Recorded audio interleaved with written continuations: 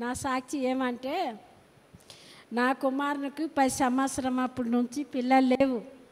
చాలా డాక్టర్ కాడికి తిరిగినారు, చాలా మందులు తిన్నారు, కానీ పిల్లలు పుట్టలే. కానీ ఒకటే నాకు నమ్మకము, నా యేసయ్య ఖచ్చితం నా కుమారునికి ఇస్తాడనే విశ్వాసంతో నేను ఉన్నాను. సోమవారం నాడు బిడ్డ పుట్టింది. సాయంకాలము తల్లి పిల్లలు హెల్తీగా ఉన్నాడు. నా బిడ్డ అన్నట్టు కాదు, నా కుమారునే ఇచ్చినాడు నా యేసయ్య. నా కుమారునే నేను అనుకుంటున్నాడు. అచ్చ నా కొడుకులటే పుట్టింది మా బిడ్డ. కానీ హెల్తీగా ఉన్నారు. కానీ ఎన్ని ప్రాబ్లం ఉంటే కూడా నా ప్రాబ్లం ఒక్కొక్కటి దిగిపోతుంది. కానీ నాకు ఏం అడ్డొస్తే కూడా నా యేసయ్య అన్నీ చూసుకుంటున్నాడు. నాకు డాడీ ఉన్నాడు ప్రార్థన చేసినానికి, మా సిస్టర్ ఉన్నారు ప్రార్థన చేసినానికి. నాకెవరు సాయం లేకపోతే మా సిస్టర్ మా డాడీ ఉన్నాడు. అంత ధైర్యంతో నేను నడుస్తా. ఈ చిన్న సాక్షి దేవుడు జీవించునుగాక. Praise lord. ఇక్కడ ఉన్న తల్లిగారి పేరు రత్నాలు, మైదీపట్నం ప్రాంతం నుంచి వస్తూ ఉంది. తన కుమారుడికి వివాహం జరిగి 10 సంవత్సరాలు అవుతుందంట.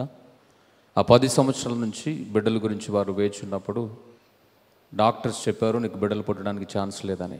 అనేకమైన హాస్పిటల్కి వెళ్ళారు, అనేకమైన ప్రయత్నాలు జరిగినాయి. బట్ బిడ్డలు పుట్టడానికి ఆస్కారం లేదు, ఛాన్స్ లేదని చెప్పినప్పుడు ఈ సహోదరి రెగ్యులర్గా మన చర్చికి వస్తూ ఉంది. తన కుమారుడి గురించి ప్రార్థన చేయమనగానే నేను ప్రార్థించి ప్రవచించగా దేవుడు అద్భుతంగా గర్భాన్ని తెరిచాడు. తర్వాత అనేకమైన కాంప్లికేషన్ ఇష్యూస్ అన్నీ వచ్చినాయి. తన ప్రెగ్నెన్సీ టైంలో తన కోడలు ప్రెగ్నెన్సీ టైంలో తను ప్రతిసారి ప్రేయర్ టవర్కి ఫోన్ చేస్తూ ఉండేది, పరిచర్కు నమ్మకంగా వస్తూ ఉండేది. ప్రభు ప్రార్థన ఆలకించి ఇంకా బిడ్డలు పుట్టరు అన్న వ్యక్తికి దేవుడు ఒక మంచి కుమార్తెనిచ్చాడు అని తల్లి సాక్ష్యం చెప్తా ఉంది. దేవుడికి మహిమ కలుగును గాక. వివాహం జరిగి 10 సంవత్సరాల తర్వాత బిడ్డలు పుట్టరు అన్న వ్యక్తికి నేను ప్రార్థించగా ప్రభు ఆలకించి జవాబిచ్చాడు. ఈరోజు మాకు మనవరాలు పుట్టింది, మా కుమారుడికి కుమార్తె పుట్టిందని తల్లి వచ్చి సాక్ష్యం చెప్తా ఉంది. సో దేవుడు చేసిన కార్యాలు బట్టి దేవుడికి మహిమ కలుగును గాక. 10 సంవత్సరాల తర్వాత అద్భుత రీతిగా గర్భాన్ని తెరిచి పాపనిచ్చినందుకు దేవుడికి మహిమ కలుగును గాక. గట్టిగా క్లాప్స్ కొడుతూ దేవుని నామమున మహిమపడదాం.